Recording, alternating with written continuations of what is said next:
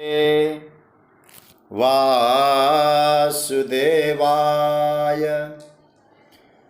कृष्णाय वासुदेवाय हरये परमात्मने प्रणतः क्लेशनाशाय गोविन्दाय नमो नमः। नमः परमहंसास्वादितचरणकमलचिन्मकरन्दाय भक्तजनमानसनिवासाय श्रीरामचन्द्राय वागीशायस्य वदने लक्ष्मीर्यस्य च वक्ष्यसि यस्यास्ते हृदये संवित्तं नृसिंहमहं भजे। गुरुर्ब्रह्मा गुरुर्विष्णुर्गुरुर्देवो महेश्वरः गुरुसाक्षात् परब्रह्म तस्मै श्री गुरवे नमः। भगवत चरण कमलानुरागी सभी आत्मीय प्रिय प्रभु प्रेमीजन, पटना से जुड़े पूज्य स्वामी जी, गाजियाबाद से पूज्य पांडे जी और आप सभी स्वाध्याय परिवार के और विज्ञान के माध्यम से जो गीता चिंतन में शामिल हुए आप सभी को मेरा प्रणाम। आइए पहले इसका जो क्रम चल रहा है 12वें अध्याय का पाठ करें, फिर कुछ चिंतन। श्री परमात्मने नमः। अथ द्वादशोऽध्याय। अर्जुन उवाच एवं सततयुक्ताये भक्तास्त्वां पर्युपासते ये चाप्यक्षरमव्यक्तं तेषां के योगवित्तमाः। श्रीभगवानुवाच मय्यावेश्य मनो ये मां नित्ययुक्ता उपासते श्रद्धया परयोपेतास्ते मे युक्ततमा मताः। ये त्वक्षरमनिर्देश्यम् अव्यक्तं पर्युपासते सर्वत्र गमचिन्त्यं च कूटस्थमचलं ध्रुवं सन्नियम्येन्द्रियग्रामं सर्वत्र समबुद्धयः ते प्राप्नुवन्ति मामेव सर्वभूतहिते रताः। क्लेशोऽधिकतरस्तेषामव्यक्तासक्तचेतसाम् अव्यक्ता हि गतिर्दुःखं देहवद्भिरवाप्यते।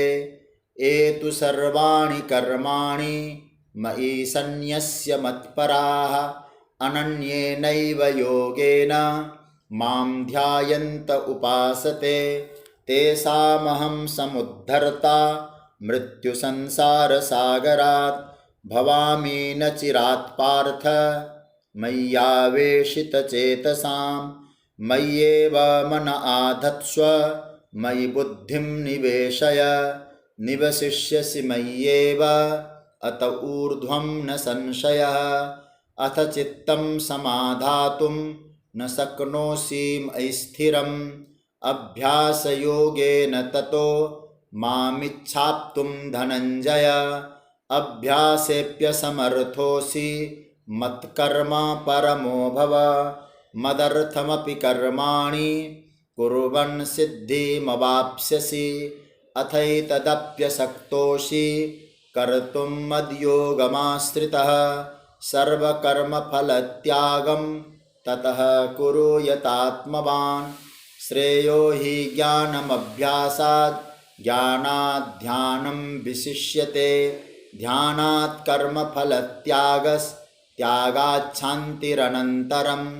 अद्वेष्टा सर्वभूतानां मैत्रः करुण एव च निर्ममो निरहङ्कार समदुःखसुखक्षमी सन्तुष्टः सततं योगी यतात्मा दृढनिश्चयः। मय्यर्पितमनो बुद्धिर्यो मद्भक्तः समे प्रियः। यस्मान्नो द्विजते लोको लोकान्नो द्विजते च यः।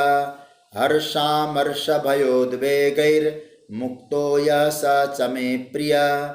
अनपेक्ष शुचिर्दक्ष उदासीनो गतव्यथः सर्वारंभ परित्यागी यो मद्भक्तः समे प्रियः यो न हृष्यति न द्वेष्टि न शोचति न कांक्षति शुभाशुभ परित्यागी भक्तिमान् यः समे प्रियः समः शत्रौ च मित्रे च तथा मानापमानयोः शीतोष्ण सुख दुःखेषु समः संगविवर्जितः तुल्यनिन्दास्तुतिर्मौनी संतुष्टो येन केनचित् अनिकेतः स्थिरमतिर्भक्तिमान् मे प्रियो नरः एतु धर्म्यामृतमिदं यथोक्तं पर्युपासते श्रद्दधाना मत्परमा भक्तास्तेतीव मे प्रियाः। ओम तत्सदिति श्रीमद्भगवद्गीता सुपनिषत्सु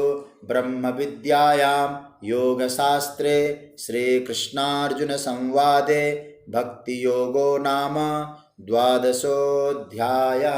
श्रीकृष्णार्पणमस्तु। प्रभु की मंगलमयी कृपा से हम लोग गीता के चिंतन की यात्रा में हैं। परसों की चर्चा में यह बात आई थी कि भगवान ने सोपाधिक और निरुपाधिक दोनों प्रकार के भक्तों के अंतःकरण की स्थिति का वर्णन किया है। अंतःकरण का स्वभाव कैसा है भक्तों का, वो चाहे सगुण साकार का उपासक हो चाहे निर्गुण निराकार का उपासक हो, उनके अंतःकरण की स्थिति कैसी है। तो पहला जो बताया भगवान ने, अद्वेष्टा सर्वभूतानाम, किसी भी प्राणी से, प्राणी मात्र के प्रति द्वेष भाव से रहित है, वो पहला लक्षण है। इसको हम लोग आज 3 रूपों में देखने का प्रयास करेंगे। और पहला लक्षण जब ठीक ठाक घटित हो जाता है, समझ में आता है, तो फिर आगे के जो लक्षण है ना सहज रूप से समझ जाएंगे, फिर उनके विस्तार की आवश्यकता भी नहीं रहती है। एक है जिसको भगवान ने कहा, ते प्राप्नुवन्ति मामेव सर्वभूत हितेरता, वे मुझे ही प्राप्त करते हैं। वो भक्त की जो क्वालिटी है, वो ज्ञानी भक्त हम लोग कह सकते हैं, क्योंकि भगवान ये भी कह चुके हैं, ज्ञानी त्वात्मैव मे मतम। तो एक है ज्ञानी भक्त, एक है साधना से परिपक्व भक्त, और एक है साधना में चला है, इसको हम कह सकते हैं हम जैसा सामान्य भक्त। देखिए, अब ज्ञानी भक्त के जीवन में अद्वेष्टा सर्वभूतानाम कैसे घटित होता होगा। देखिए, ज्ञानी निरंतर परमात्मा का चिंतन करता है, और जिसका चिंतन होता है उसके लक्षण अंतःकरण में प्रकट होते हैं। अंतःकरण जिसका ध्यान करता है, अंतःकरण में उसके लक्षण आ जाते हैं। जब हमारा अंतःकरण बार बार विषयों का चिंतन करता है, तो अंतःकरण बहिर्मुखी हुए बिना तो रह नहीं सकता। लेकिन भगवान ने जब कहा मय्यर्पित अंतःकरण होता है, विषयार्पित नहीं होता है, आत्मार्पित होता है, तो आत्मदेव में द्वेष भाव कैसा। क्योंकि वेदांत की दृष्टि से यदि हम लोग देखें, जो सबका जो आश्रय स्थल है वो आत्मा है। और चाहे अविद्या को आश्रय देना हो, चाहे दुर्गुणों को आश्रय देना हो, और यहां तक कि भ्रम को भी आश्रय देना हो। आज हम यहाँ जो मेरी कथा चल रही है, और दूसरे अध्याय पे चल रही है गीता का, तो आज वही हम चर्चा कर रहे थे, भ्रम भी निरधिष्ठान नहीं होता है, भ्रम का भी अधिष्ठान है। तो क्या मतलब हुआ, वही आत्मा का चिंतन करता है तो आत्मा के जो गुण है, जो आत्मा सबको आश्रय देता है, उसके अंतकरण में आत्मा के गुण फलीभूत होते हैं।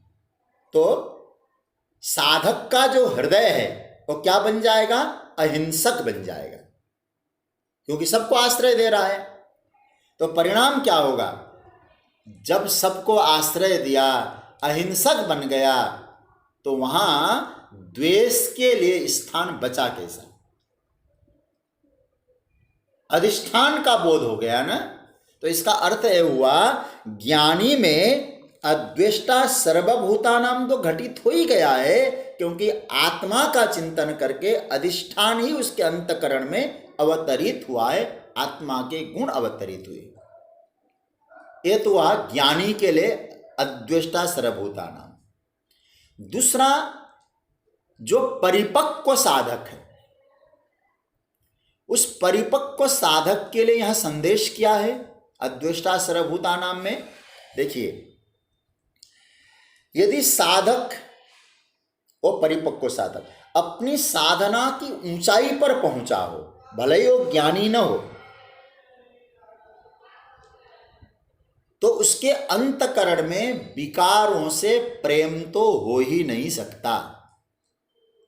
सच्चा साधक होगा तो उसके मन में किसी के प्रति द्वेष की वृत्ति तो आ ही नहीं सकती, और कथनचित आ गई तो बर्दाश्त नहीं कर सकेगा। कैसे, आप ध्यान से समझना इसको। मतलब द्वेष की वृत्ति आ गई, उस द्वेष की वृत्ति को फेंकेगा, पूरी तरह से उसको रिजेक्ट कर देगा। कैसे करेगा, तो हमारे संतों ने उदाहरण दिया है, एग्जाम्पल दिया है। जैसे कभी कभी आंख में कोई चीज चली जाती है ना, कोई कंकड़ सी, कोई कीड़िया चली जाती है, तो जब तक उसको निकाला नहीं जाता है तब तक उसे बर्दाश्त नहीं होता है। फिर उसको फेंकने में देरी क्या लगती है भाई, उसे मालूम है आंख के लिए ये जो चीज है लगती छोटी है, लेकिन बहुत बड़ा विकार का रूप है। ऐसे ही साधक ने अपनी साधना की वृत्ति के द्वारा अंतकरण को इतना निर्मल बना रखा है कि उसमें भी कभी द्वेष के कंकण, द्वेष की कीड़ियां उसमें चले जाए तो साधक बर्दाश्त नहीं कर सकता, उसको निकाल के फेंकता है। वो जानता है कि मेरे परमात्मा को क्या पसंद है। मेरे अंतकरण में द्वेष की वृत्ति आएगी तो भगवान को पसंद है कि नहीं, और भगवान की वाणी सुन चुका है, क्योंकि ठाकुर जी कह चुके हैं, निर्मल मन जन सो मोहि पावा, मोहि कपट छल छिद्र न भावा। क्योंकि वो जानता है कि परमात्मा को द्वेष वृत्ति पसंद नहीं है, कपट वृत्ति पसंद नहीं है। तो फिर क्या करता है, अपनी साधना से अपने मन को निर्मल बना चुका है वो, तो वहां द्वेष के टिकने का कोई प्रश्न ही नहीं। अतः अद्वेष्टा सर्वभूतानाम उस परिपक्व साधक में भी घट सकता है। अच्छा, साधक का अंतकरण मतलब क्या है? साधक का जो अंतकरण हम लोग कहते हैं उसका मतलब क्या है? जहां विकार को स्वीकार न किया जाए, वही तो साधक का अंतकरण हुआ। मतलब विकार के प्रति उस साधक में प्रियता का भाव रहेगा ही नहीं। और आज कहा जाए तो कहते हैं ना वो जीरो टॉलरेंस, विकार के प्रति जीरो टॉलरेंस। कुछ दिन पहले शब्द बहुत चला था, टॉलरेंस, इनटॉलरेंस। एक गैंग भी बन चुका था, वो अवार्ड वापसी गैंग, इनटॉलरेंस। एनीवे, उस पर मतलब साधक बिल्कुल जीरो टॉलरेंस में रहता है, मतलब स्वीकृति ही नहीं करता उसका। कुछ ऐसे भी अंतःकरण होते हैं जो विकार को महत्व देते हैं, उनसे खेलते हैं, विकार को वरण भी कर लेते हैं। तो इसका मतलब है सच्चा जो साधक है उसका जो अंतकरण है, उसके अंतकरण की प्रवृत्ति की बात ही छोड़ दीजिए सज्जनों, वहां तो ऐसे रिजेक्शन होता है, जैसे मैंने दृष्टांत दिया था, आंख में कोई कंकड़ की तरह, ऐसे वो रिजेक्ट कर देता है। इसलिए जो परिपक्व साधक है उसके, इसे कहते पर पका हुआ परिपक्व साधक, जो द्वेष वृत्ति को स्वीकार कर ही नहीं सकता। उसकी चादर इतनी उजली होती है, वो दाग को, द्वेष के दाग को बर्दाश्त कर नहीं सकता। कबीरदास जी की तरह कह सकता है, ज्यों की त्यों धर दीनी चदरिया। ये हुआ परिपक्व साधक। तो पहला तो आपने ज्ञानी साधक के बारे में जाना। ज्ञानी का मतलब है कि आत्मा की तरह सबकी स्वीकृति, क्योंकि अधिष्ठान का बोध हो चुका है, सब अधिष्ठान में है, अविद्या है, सब भ्रम है। दूसरा बताया कि साधना से अंतकरण इतना निर्मल है, द्वेष की वृत्ति बर्दाश्त नहीं है। अब साधारण जो साधक है, हम जैसों को क्या करना चाहिए, हम जैसों के लिए इसमें क्या संदेश है, इसको थोड़ा सोचिए।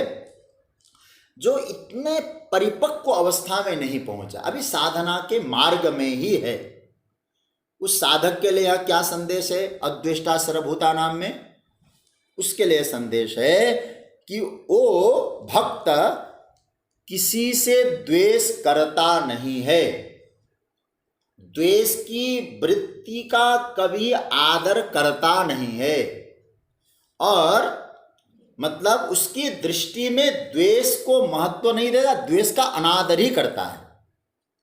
और यदि कभी कभी आता है तो उसको छोड़ने का निरंतर निरंतर प्रयास करता है। और ऐसे भक्तों के लिए भगवान शंकराचार्य जी कहते, क्या कहते हैं, साधनानि, उसके लिए साधनानि उपदिश्यन्ते। वो साधना उसके लिए बताया जाता है, उन साधना में रहकर निरंतर प्रयास रहता करता है कि मैं इन द्वेष वृत्ति से मुक्त हो जाऊं।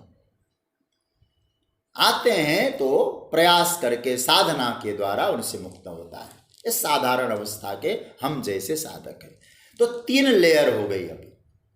अब नीचे से हम जाते हैं, साधारण साधक, उसके लिए कहा गया है वो ये विचार करता है द्वेष करने लायक चीज नहीं है, वो कभी नहीं करना चाहिए, उसे छोड़ने का प्रयास करता है। दूसरा, वो परिपक्व साधक होता है, स्वप्न में भी अंतकरण में द्वेष की वृत्ति उसकी रह नहीं सकती। ये क्या है बोले, उसके अंतकरण का एक श्रृंगार है, उसके अंतकरण का सौंदर्य है। मतलब क्या हुआ, उसने अपने अंतकरण को इतना सुंदर सजाया है, इतना खूबसूरत बनाया है कि वहां द्वेष की वृत्ति अंकुरित हो ही नहीं सकती। ये है परिपक्व साधक। तो ज्ञानी का हाल, ज्ञानी भक्त का हाल क्या है बोले, आत्मा के जो लक्षण है उसके अंतकरण में प्रतिबिंबित होते हैं। यदि वहां सर्वात्म भाव है तो ज्ञानी के चित्त में भी सबके लिए सर्वात्म भाव की प्रतिष्ठा है, आत्मस्वरूप में प्रतिष्ठित है। इसलिए भगवान ने ज्ञानी भक्त के बारे में क्या कहा है, ज्ञानी त्वात्मैव में मतम। द्वेष क्या है, द्वेष का जो साधन विरोधी गुण है वो क्या क्या है? देखिए, द्वेष है ज्वलनात्मक, ज्वलनात्मक होने के कारण सुख विरोधी गुण है। ठीक है, सुख विरोधी गुण हो गया। द्वेष परायेपन के साथ होता है, इसलिए सर्वात्म भाव का विरोधी हो गया। और सबसे बड़ा झंझट द्वेष के साथ क्या है? देखिए, आत्मा का स्वभाव है आनंद, द्वेष उसका विरोध करता है। आत्मा का स्वभाव है सर्वात्म भाव, उसका वह द्वेष विरोध करता है। द्वेष अनाध्यात्मिक वृत्ति है, मतलब एंटी स्पिरिचुअल जिसको बोला जा सकता है। मतलब क्या है? अध्यात्म विरोधी वृत्ति का नाम ही द्वेष है। ये 3 प्रकार के साधन, ज्ञानी भक्त, परिपक्व साधक और साधारण साधक, इन 3 के आधार पे हमने देखा तो द्वेष कहीं भी टिकने के लायक नहीं है। और इसके साथ जोड़ देना सर्वभूतानां, किसी के लिए भी नहीं। द्वेष की परिभाषा हमारे शास्त्रों ने क्या कहा है? ज्वलनात्मकम चित्त वृत्ति विशेषो द्वेषः, जलाने वाली जो चित्त की वृत्ति विशेष है उसका नाम है द्वेष। देखो ये बहुत अच्छी परिभाषा है। ज्वलनात्मकम चित्त वृत्ति विशेषो द्वेषः, ये क्या करता है? तो द्वेष की परिभाषा क्या बताया?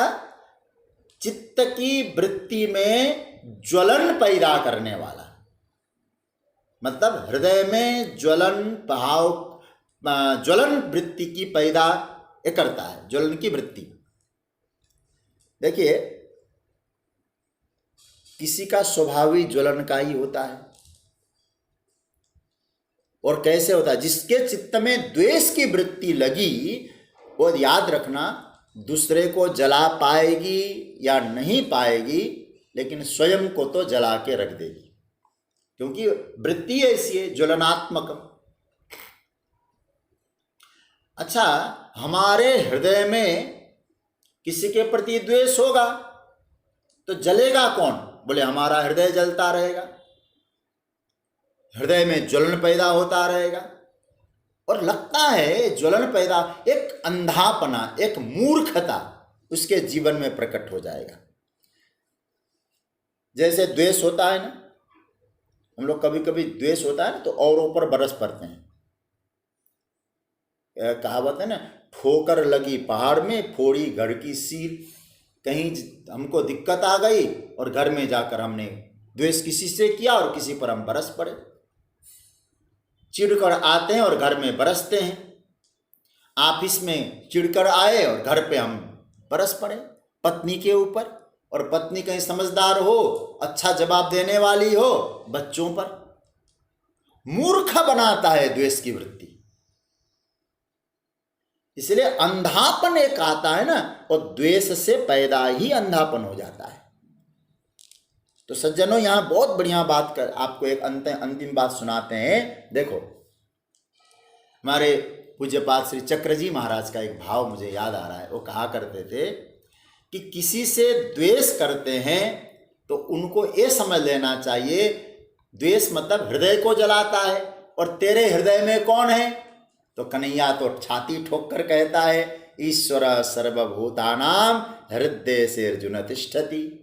मैं तो तुम्हारे हृदय में बसा हूँ, तुम्हारे हृदय में बसा हूँ। तो भगवान हमारे हृदय में है, इस बात को स्वीकार करते हैं। और द्वेष की परिभाषा क्या हो गई? बोले हमारे चित्त को जलाता है, हृदय को जलाता है, हृदय में बसा है भगवान। तो आप जरा सोचिए, हमारे भगवान को आँच लगती है कि नहीं लगती है? ठाकुर जी को ही तो आँच लगती है, वो भीतर बसा हुआ है। तो इसका मतलब क्या है? उसको सहन करके बसता है भाई, वो सहन करता है। और जब सहन करता है उसको कितना कष्ट होता है। यदि आप भक्त है तो भक्ति की परिभाषा क्या है? ध्यान से समझना, भक्ति की परिभाषा है तत्सुखे सुखित्वम।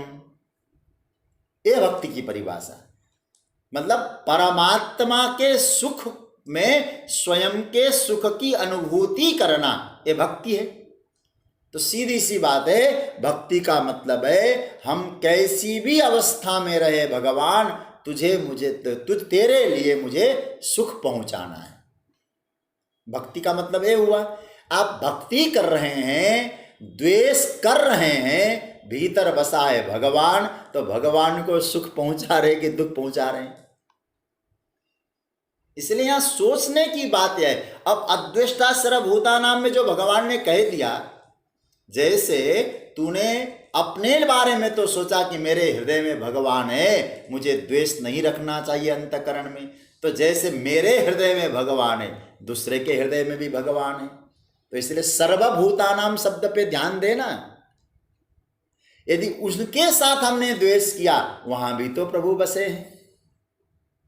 तो द्वेष की वृत्ति किसी के साथ न बने, हमारे प्यारे के लिए ठीक नहीं है। हमारा जो प्यारा है ना, वो द्वेष नहीं। इसलिए नारद भक्ति सूत्र में एक सूत्र मुझे याद आ रहा है,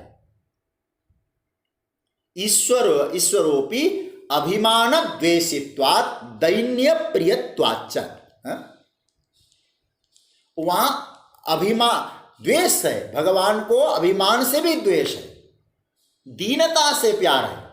तो दैन्य भाव साधक में आना चाहिए। यदि आप परमात्मा के भक्त है, भगवान के प्रति आपकी आस्था है, तो हमको ये हमेशा ध्यान देना चाहिए, मेरे परमात्मा को दुख नहीं होना चाहिए। और द्वेष से तो जलन है, द्वेष में आँच लगती है, और उस आँच से परमात्मा को दुख पहुँचा है, तो हमारी भक्ति सफल कैसे होती है, हो पा रही है।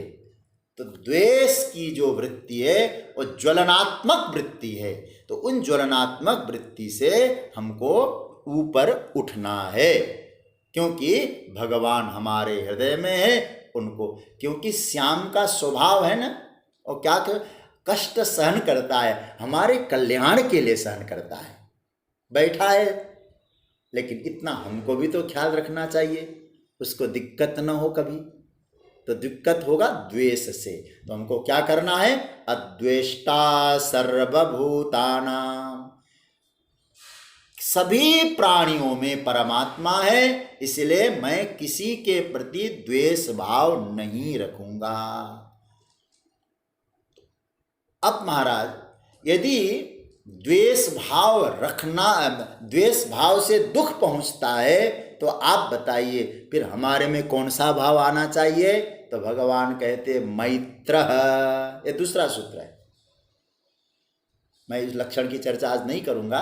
तो द्वेष भाव से प्रभु को दुख पहुंच रहा है, तो क्या भाव आना चाहिए। तो दूसरा सूत्र यहां आया लक्षणों में, उस सूत्र का नाम है अद्वेष्टा सर्वभूतानां मैत्र। अब सबके साथ मित्रता रखो। हमारे कुछ आचार्यों ने तो बहुत अच्छा अर्थ किया, सर्वभूतानां अद्वेष्टा सर्वभूतानां मैत्र। ये सर्वभूतानां वहां भी ले जाओगे, केवल मेरे अपनों के प्रति मित्रता और औरों के प्रति नहीं, सर्वभूतानां मैत्र। ये भी बड़ा प्यारा लक्षण है। एक वह होता है ना, बोले अब कोई कहते हैं, बोले इस कुर्सी से तो तुम उठ जाओ। हम पूछेंगे भाई अब हमको भी तो बसना है ना, कोई कुर्सी, बोले इस कुर्सी में बस जाओ। बोले कौन सी कुर्सी से उठें, बोले ये है द्वेष की कुर्सी से उठ जाओ और मैत्र की कुर्सी में जाके बैठ जाओ। इसलिए सर्वभूतानां अद्वेष्टा जो होगा वही सर्वभूतानां मैत्र होगा, वही मित्रता। इसलिए मित्रता का अर्थ है, मैत्र शब्द बनता है इमिदा स्नेहने।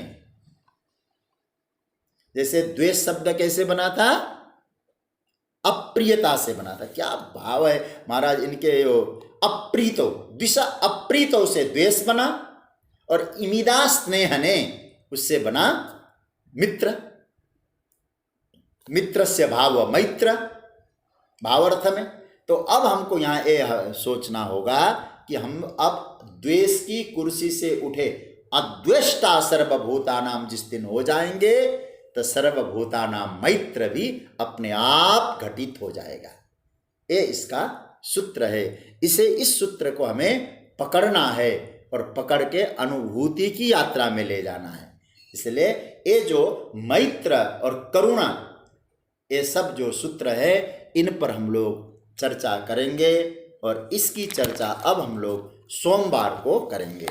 अब आप लोग अभी मुझे इस सप्ताह का प्रश्न भी देना है, और बहुत अच्छा हम लोग चिंतन भी कर रहे हैं, क्योंकि भगवान यहाँ भक्तों के लक्षणों की चर्चा कर रहे हैं। बहुत सुंदर लक्षण है, इस पर हमें चिंतन करना है, और केवल चिंतन इस भाव से करना है, प्रभु हम भी भक्त की श्रेणी में आगे बढ़ पा रहे हैं, ऐसी कृपा करना। ये जो परमात्मा ने जिन लक्षणों को गिनाए हैं, हमारे अंतकरण में घटित हो जाए। यदि घटित नहीं हो रहे हैं, इनको पाने का, इनको घटाने के लिए सतत साधना करते रहें, ये इसका सूत्र है। आइए अब हम लोग पूज्य पांडे जी के पास जाएं। मैं उनके चरणों में प्रार्थना करता हूं कि हमें अपने आशीर्वाद से आप्लावित करें। पूज्य पांडे जी।